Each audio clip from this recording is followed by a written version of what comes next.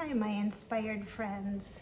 Greetings from rainy Ocala, Florida, where I just came in, as you can see, from the beautiful frizz from the humidity and rain. I decided to do a little video talking about what's going on in my life since April 13th, where I broke my humerus, my right arm humerus, and have been kind of in the process of healing every day. So here I am. I'm doing better. I was able to go and actually do a little bit of playing with my horses yesterday, and today it's off and on rain. It's kind of like the monsoon season, like it was in Malaysia when I lived there. But right now I'm just going to sit down and contemplate all of the plans that I have formulating in my head for the future when I'm back to 100% and my boys can have their mom back. So one of the things that I realize that at age 66, yes, you know, we still have horses in our 60s, 70s, and 80s, and infinity and beyond.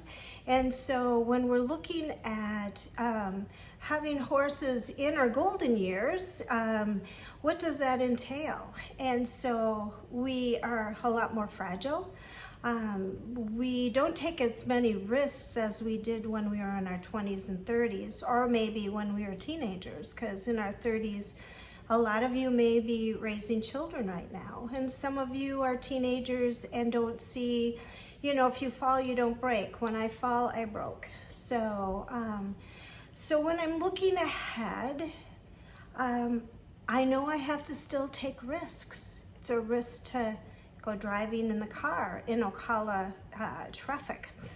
Yes, it is. And so when I'm thinking about taking a risk of going back and still being overly cautious about my right arm, because my right arm is my dominant arm, what does that look like for you and I when we think about horses, motorcycles, downhill skiing, water skiing, trekking up the mountains, those kind of things? What does that picture look like when we go, I want to do that?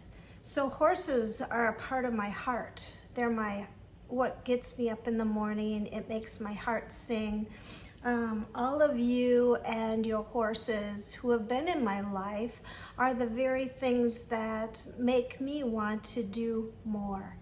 So with positive reinforcement training, I have broadened my horizons from a natural horse trainer instructor into more of what I call a humane way of doing horsemanship.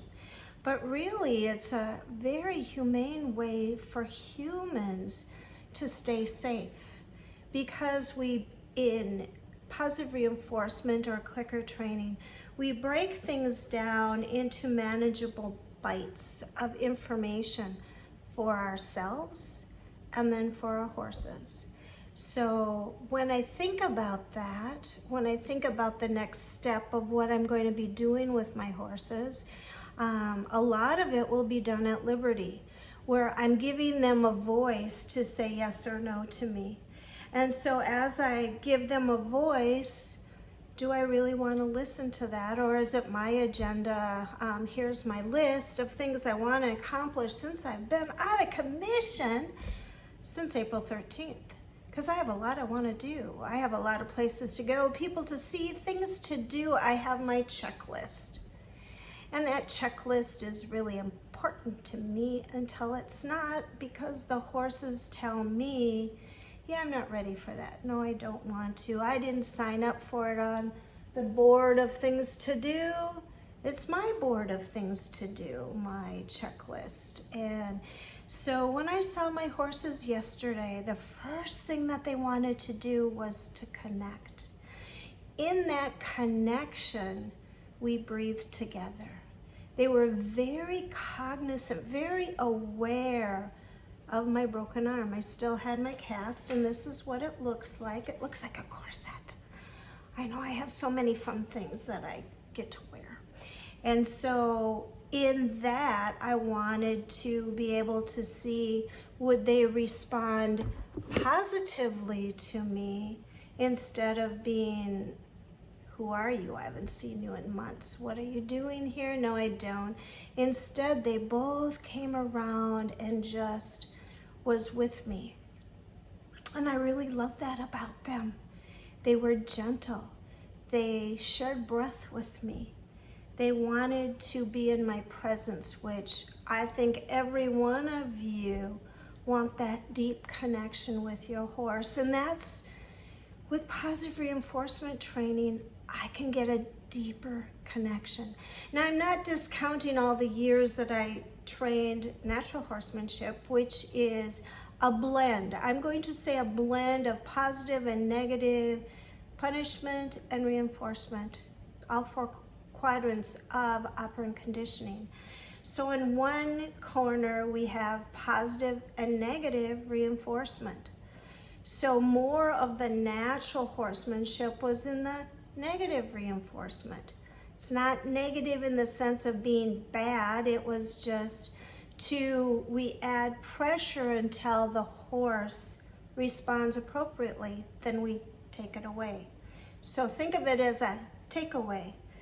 Positive reinforcement is we reward the slightest try with a click and a reward or a scratch or a good boy, whatever floats their boat.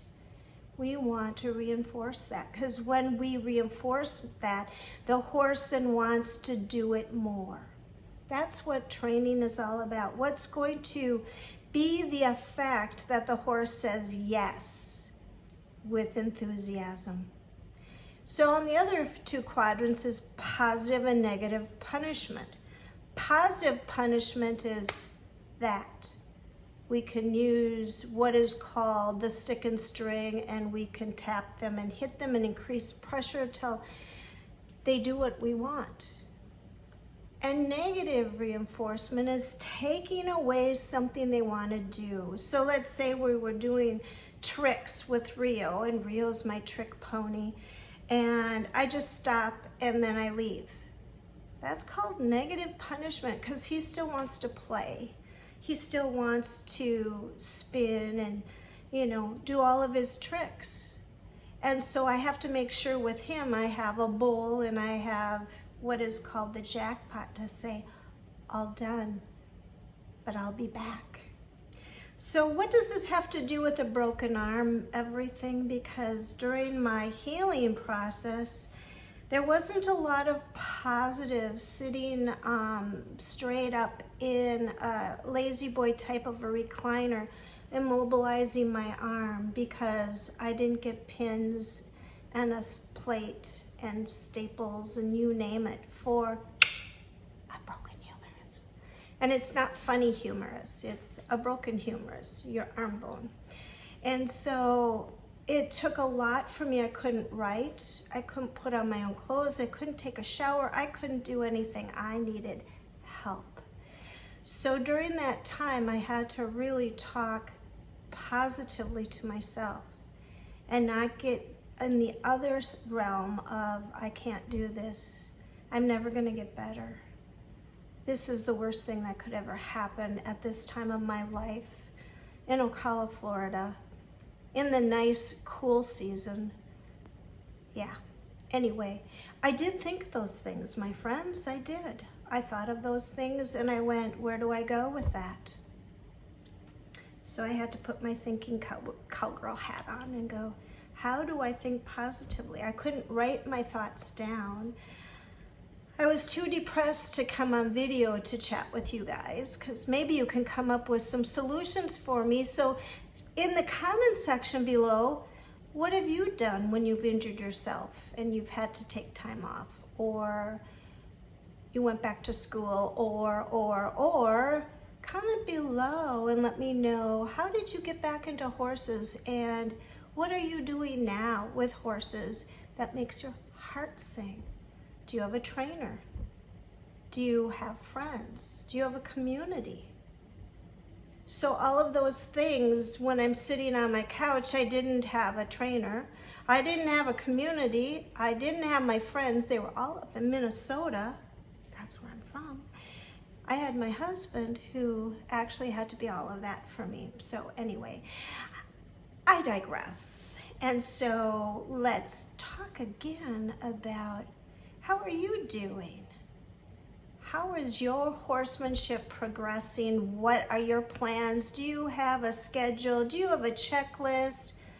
And how do your horses, if you have 1 or 20, how do they respond, react to those things that you want to do? Because it's important. Like I said, when I was visiting my boys, it was just delightful being around this healing presence, this beautiful healing presence. So when I go back to see them, and when I go back to what I call fun with horses, I don't want to be training. Training has negative connotations. I want to expand my skills with reading my horses yes, and seeing and hearing their no. That's my goal. My goal is to also teach all of you, how do you know when your horse is saying no, besides them walking away or bolting or bucking or all those other, what we call naughty behaviors. Yeah, they're behaviors. They're trying to tell us something. So let's chat.